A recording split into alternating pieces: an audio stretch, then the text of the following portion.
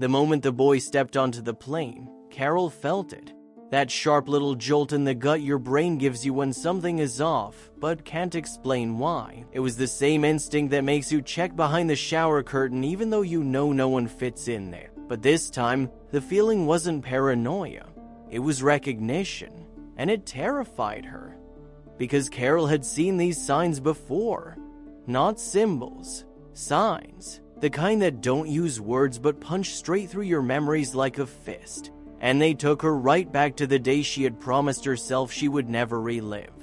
The boy's hands were a giveaway. Not nervous fidgeting, not board tapping. No, these movements were too deliberate, too specific. Like he was rehearsing a message only one person in that cabin would understand. And lucky him, that person was Carol. But before she could piece the puzzle together, her mind played the worst rerun imaginable. The day she had needed help. The day no one saw her signal. The day that taught her to pay attention to the small things that screamed the loudest. The boy's fingers curled in, thumb tucked tight, a gesture she'd only seen once on a TV segment about hidden distress signal. It was the silent SOS used by victims when speaking wasn't an option. And suddenly, Carol's pulse shot up like the plane had entered turbulence before leaving the ground. And here comes the hook. If her instincts were wrong, she'd embarrass herself and possibly ruin a family's trip. But if she was right, the stakes were higher than altitude. She watched the boy again. Every time the woman beside him wasn't looking, the movements grew sharper, quicker, more desperate. And that's when Carol's memory slammed into place, and she knew this wasn't coincidence. It was a cry. She cornered Joanne, her colleague, whispering the whole thing, the gestures, the tension, the half-hidden fear in the boy's eyes. Joanne looked at her like she'd lost it, until the cabin shattered with a boy's scream. One long, blood-cold, unmistakable scream. That was their ticket. The moment disbelief evaporated, Joanne sprinted to the galley to call emergency, while Carol kept her eyes on the woman who now clutched the boy a little too tightly. Carol leaned over the phone, voice steady but urgent. Be at the gate. Do not let this woman walk off with that child.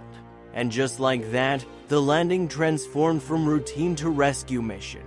The door cracked open. 3 officers boarded with a quiet intensity of people who know they have seconds to read a situation correctly.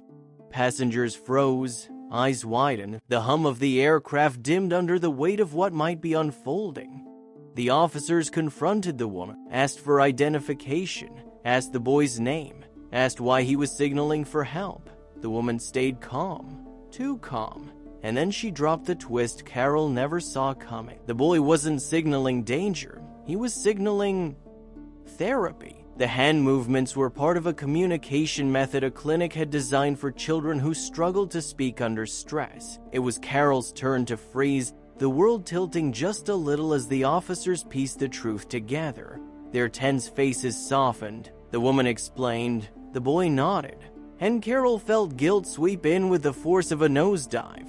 But here's the part that matters most. She still walked up to them, still apologized, still chose to face the discomfort instead of hiding behind the chaos she accidentally triggered.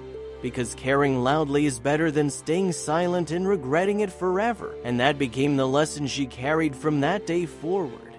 That every passenger has a story. That instincts can save lives but must be balanced with patience. That heroes aren't perfect, they're just people who choose to act, even when there's a chance they're wrong. If you want more real stories with twists sharper than turbulence and heart bigger than a jumbo jet, hit that like button, subscribe, and tell me this. What would you have done if you were in Carol's place? Because sometimes the smallest gesture becomes the loudest truth.